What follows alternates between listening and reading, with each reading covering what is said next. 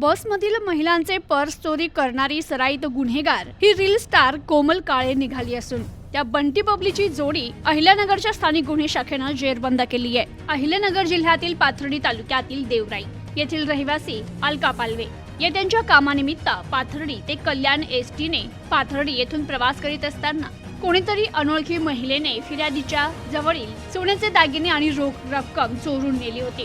याबाबत पाथर्डी पोलीस ठाण्यात अलका पालवे यांनी दिलेल्या फिर्यादीवरून चोरीचा गुन्हा दाखल करण्यात आला होता। दरम्यान अहिल्यानगर जिल्हा पोलीस अधीक्षक सोमनाथ घारगे यांनी दिलेल्या आदेशानुसार स्थानिक पोलीस निरीक्षक किरण कुमार कबाडी यांनी पोलीस पथक तयार करत अहिल्यानगर जिल्ह्यात झालेल्या बसमधील चोरी व बस स्थानक परिसरातील चोरीचे गुन्हे उघडकीस आणण्याबाबत पथकास सूचना देत मार्गदर्शन करून कारवाई कामी रवाना केलं। दरम्यान पथकाने आरोपीचे व्यावसायिक कौशल्याचा वापर करत आणि संबंधित गुन्ह्यातील महिला आरोपी पाथर्डी शहरातील नवीन बस स्टँड परिसरात फिरत असल्याची माहिती मिळाल्याने पथकाने तात्काळ त्या ठिकाणी जाऊन सापळा रचून थांबले।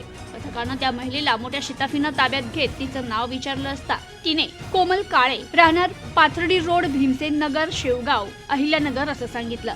तिला विश्वासात घेऊन तिची अधिक चौकशी केली असता तिनं गुन्ह्यातील चोरीबाबत माहिती दिली आणि यातील चोरी केलेला मुद्देमाल तिचा प्रियकर सुजित चौधर याच्याकडे दिल्याचं सांगितलं। पथकाने आरोपी सुजित चौधर याचा शोध घेतला असता तो शेवगाव शंकरनगर येथील त्याच्या राहत्या घरी आल्याची माहिती मिळाल्याने पथकाने तात्काळ तेथे जाऊन त्याला ताब्यात घेतलं।